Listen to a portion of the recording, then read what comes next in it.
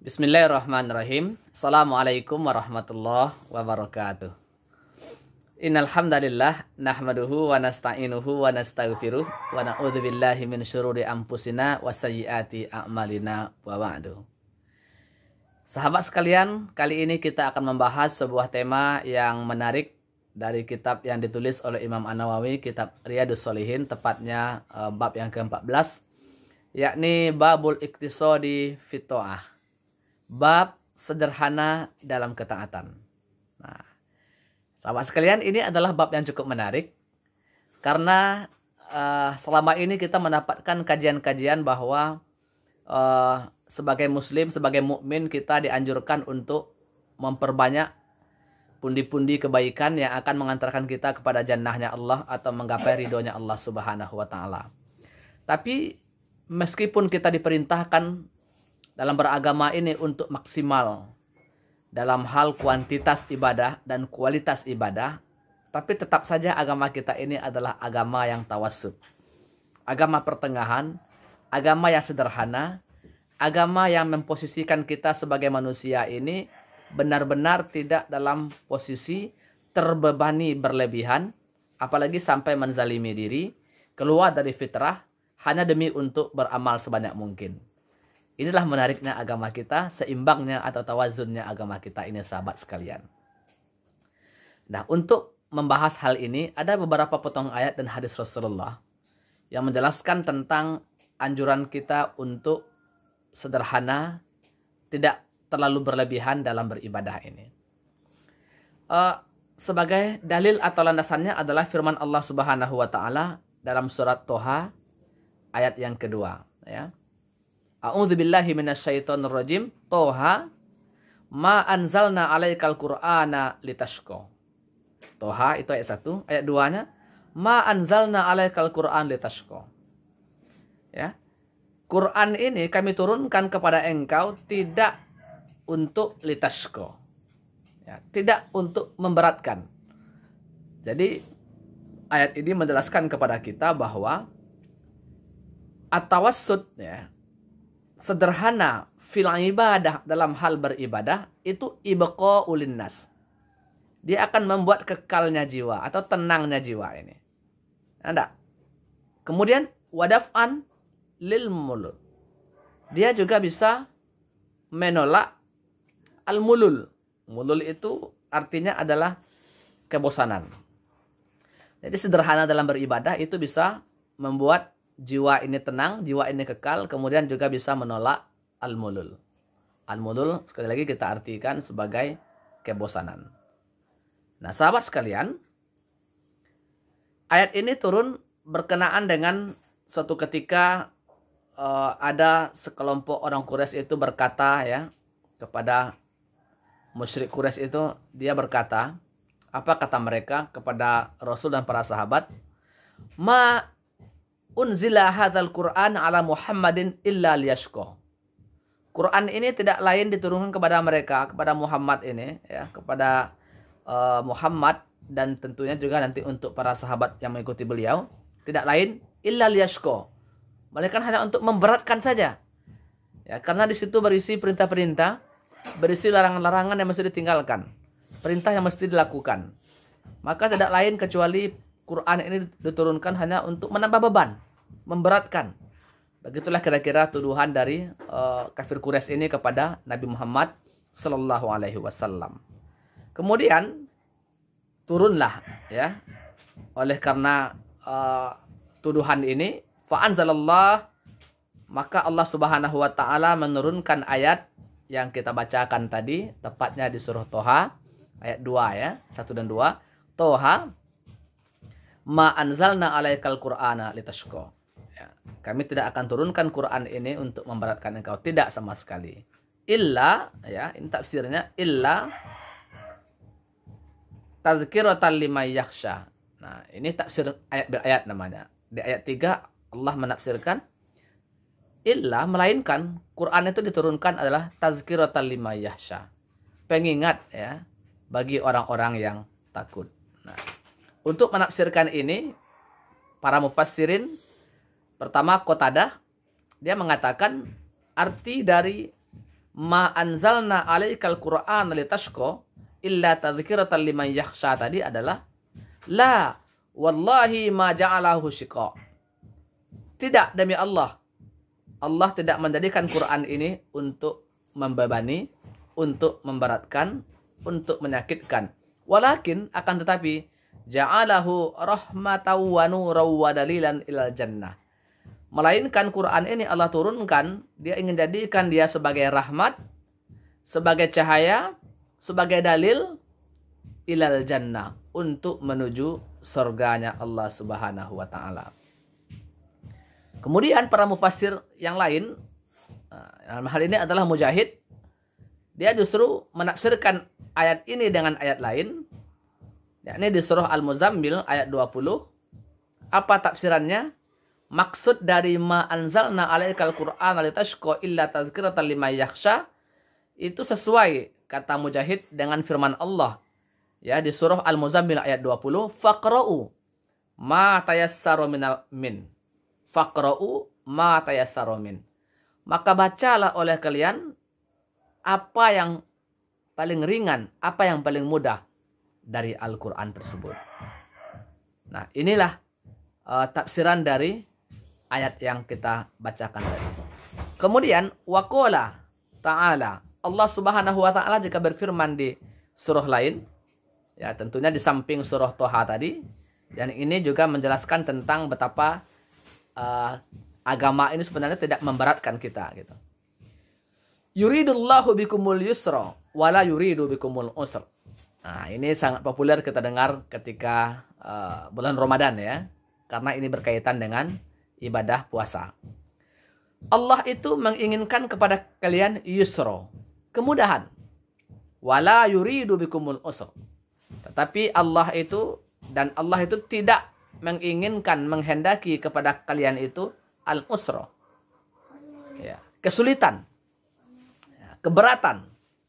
Ini terdapat dalam surah Al-Baqarah ayat 185. Ayat ini turun, ini kan berkenaan fi jawazil fitri fis safar. Ini kita sudah mafhum semua ya. Ini sudah umum ini pemahamannya. Ternyata ayat ini turun, spesifiknya itu adalah berkenaan dengan jawazil fitri fis safar. Bolehnya kita berbuka ketika dalam perjalanan. Kan begitu konteks kalimat sebelumnya. Kalau kita dalam perjalanan maka boleh tidak berpuasa, tapi diganti pada hari yang lain. Barulah dilanjutkan dengan yuridullahu bikumul yusra wala yuridu bikumul usra. Allah itu tidak menginginkan, Allah itu inginkan kemudahan untuk kalian, tidak menginginkan kesulitan untuk kalian. Kan begitu.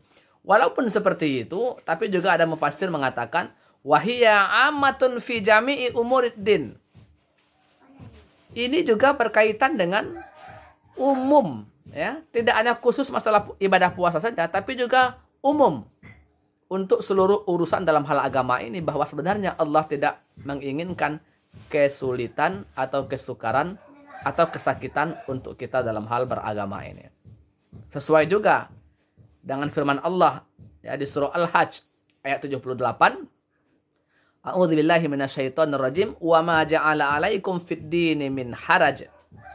Wa ma ja'ala 'alaikum fid-dini min haraj. Jadi tidak dijadikan untuk kamu dalam agama ini kesulitan-kesulitan ya. Nah, inilah beberapa potong ayat yang menjelaskan kepada kita tentang sesungguhnya agama ini memudahkan. Sesungguhnya agama ini tidak memberikan kesulitan kepada kita. Benar ada perintah dari Allah Subhanahu wa taala, tapi tetap ada rukhsah atau keringanan di sana.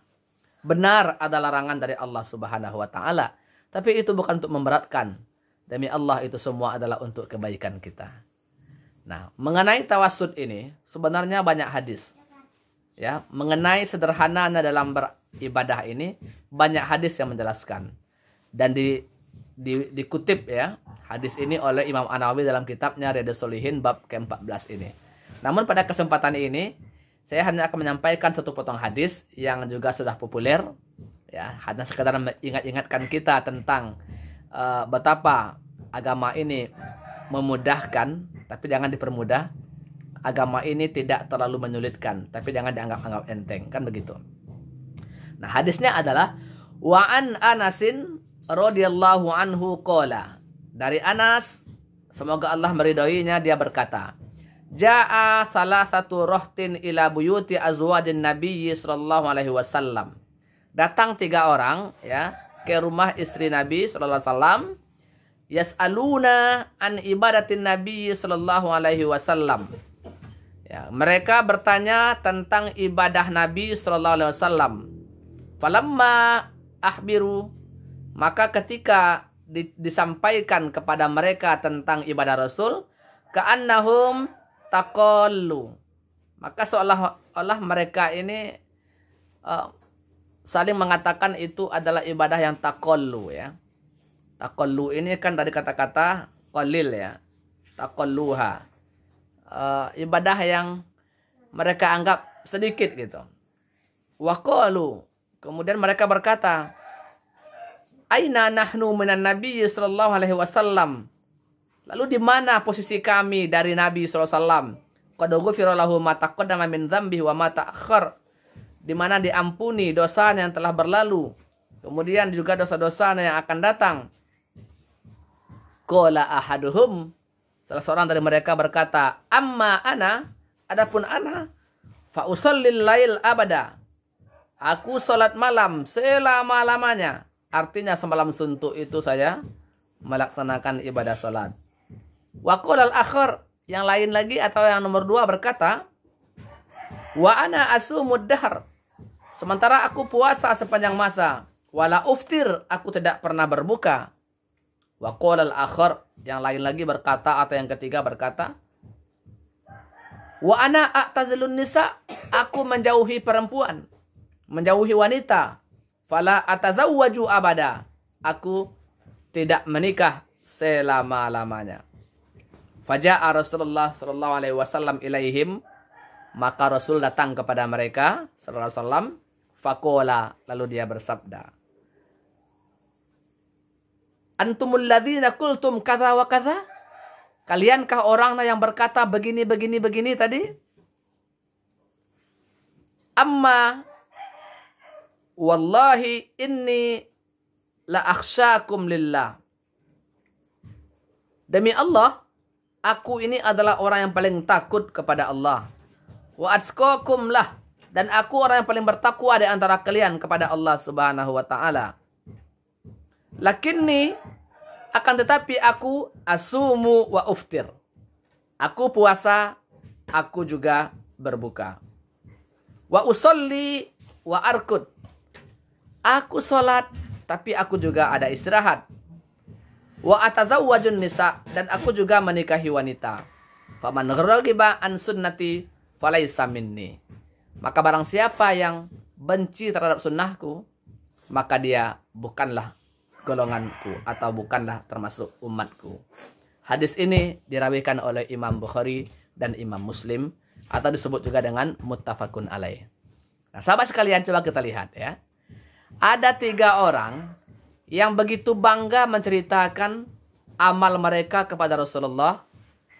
Pertama, mereka sholat sepanjang malam sehingga tidak ada waktu untuk istirahat.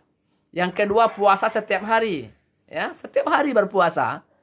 Kemudian yang ketiga, sampai-sampai dia menjauhi wanita agar tidak diganggu, katanya. Agar ibadah mereka tidak terganggu oleh wanita, karena dianggapnya beristri atau menikah itu mengganggu, ya, mengganggu ibadah. Maka dia jauhi betul wanita sehingga dia tidak mau menikah agar fokus beribadah. Apakah Rasul menganggap mereka ini hebat? Ternyata tidak. Di hadis ini tegas Rasulullah mengatakan, kalian keliru dalam memahami agama. Aku orang paling takut kepada Allah, kata Rasulullah. Aku orang yang paling bertakwa di antara kalian. Tapi aku tetap berpuasa dan aku juga berbuka. Aku sholat malam, tapi juga ada waktu untuk istirahat di malam hari. Dan aku tidak menjauhi wanita, aku menikahi wanita. Inilah kira-kira satu potong hadis, setidaknya bisa menjelaskan atau menggambarkan beberapa hadis lain. Sebenarnya cukup banyak, ya. Yang paling penting dalam beragama itu adalah tidak tentang ekstrimnya kita beribadah, tetapi tentang ad-dawamnya. Nah, ini juga ada di hadis lain, ya. Sebaik-baik amal itu adalah berkelanjutan, continue. Walaupun itu sedikit, wa in qalla, apalagi sudahlah banyak, itu berkelanjutan. Jadi pada prinsipnya beragama ini, kita dianjurkan mengumpulkan pundi-pundi kebaikan sebanyak-banyaknya, tapi juga tidak boleh keluar dari kodrat atau fitrah kita sebagai manusia. Ya, seperti banyak dilakukan oleh sekelompok orang yang mencari yang beribadah ekstrim, sampai berpuasa tidak pernah berbuka, sampai puasanya tidak ada berbuka, kemudian kritis gitu ya, atau sholat malam sehingga tidak ada istirahat, padahal ada hak tubuh ini istirahat. Tak seperti itu juga ternyata. Atau tidak mau menikah hanya karena ingin fokus beribadah, lalu menunda pernikahan karena dianggap menikah itu mengganggu untuk beribadah. Ternyata itu juga tidak dibenarkan dalam agama, dan Rasul yang mulia melarang kita untuk melakukan itu. Keluar dari sunnah Nabi tadi, maka kata Nabi, itu bukan bagian dari umatku. Semoga kita termotivasi untuk selalu beribadah,